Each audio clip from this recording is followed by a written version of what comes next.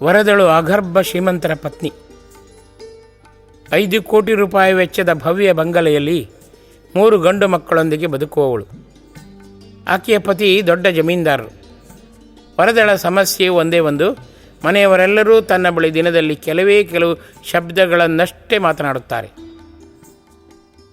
ಈಕೆ 10 ಶಬ್ದ ಮಾತನಾಡಿದರೆ ಅವರು ಒಂದೇ ಒಂದು ಶಬ್ದ ಮಾತಾಡಿ ತೆಪ್ಪಗಾಗುತ್ತಾರೆ.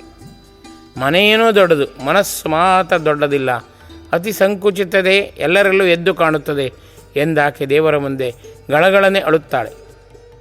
ಆಕೆಯ ಪತಿ ಅದೆಷ್ಟು ಜಿಪುಣ ಎಂದರೆ ಏಕೆಗೆ ವರ್ಷಕ್ಕೊಂದು ಸೀರೆ ತರಲು ಹಣ ಕೊಡಲ್ಲ.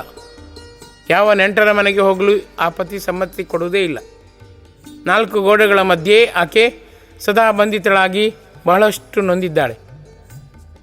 TV, DVD, ರೇಡಿಯೋ ಇವೆಲ್ಲವೂ ಆಕೆಗೆ ರಗಳೆ. ಅಂತಾದ ಮೇಲೆ ಈ ಸೆರೆಮನೆ ವಾಸದಿಂದ ರೋಸಿ ಹೋಗಿ ಆಕೆ ಒಮ್ಮೆ ಶ್ರೀ ಗುರುಜಿ ಬಳಿ ತನ್ನ ದುರ್ವಸ್ಥೆಯ ಬಗ್ಗೆ ದಾರಿ ತೋರಲು ಬೇಡಿಬಾಡುತ್ತಾಳೆ.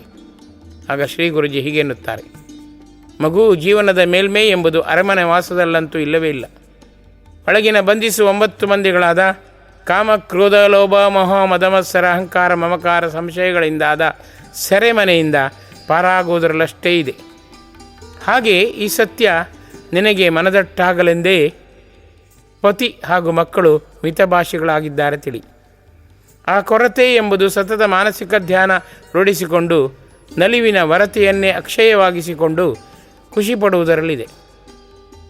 ನಿನ್ನ ಪ್ರಸ್ತುತ ಪರಿಸ್ಥಿತಿ ಶಾಪ ಅಲ್ಲವೇ ಇಲ್ಲ, ಅದೇ ದೇವರ ವಿಶೇಷ ವರ ಎಂದೇ ತಿಳಿದು ತೆರೆಹಿಗ್ಗುತ್ತಿರು. ಈ ಕ್ಷಣವೇ ಮಾನಸಿಕ ಧ್ಯಾನ ರಕ್ತಗತ ಮಾಡಿಕೊ. ಯಾರನ್ನೂ ದೂರದೆ ಎಲ್ಲರೊಳಗಿನ ದಿವ್ಯತೆಯತ್ತ ನೆಟ್ಟ ದೃಷ್ಟಿಯಿಂದಲೇ ಚುರುಕಾಗಿ ಎಲ್ಲರನ್ನೂ ನಿನ್ನ ಗುರುಗಳೆಂದೇ ತಿಳಿದು ಸದಾ ಪ್ರೀತಿಯ ನವ ಸಲಿಲವನ್ನಷ್ಟೇ ಹರಿಸುತ್ತಲೇ ಹೋಗು. ನಂಬಿದ ಭಕ್ತನ ಒಳಿತನ್ನಷ್ಟೇ ನಾನು ಕಾಣುತ್ತೇನೆ. ಎಂದಿಗೂ ಬೇಡ ಗಲಿಬಿಲಿ, ನಾನಂತೂ ಸದಾ ನಿಷ್ಪಕ್ಷಪಾತಿಯೇ. ಈ ಸಂದೇಶವನ್ನು ಕೇಳಿದ ನಂತರವೇ ವರದಳಿಗೆ ಹೊಸ ಪ್ರಾಣ ಪ್ರತಿಷ್ಠೆ ಆದಂತಾಯಿತು. ಮಾನಸಿಕ ಧ್ಯಾನವನ್ನು ಒಂದೇ ವಾರದಲ್ಲಿ ಆಕೆ ರೂಢಿಸಿಕೊಂಡಳು.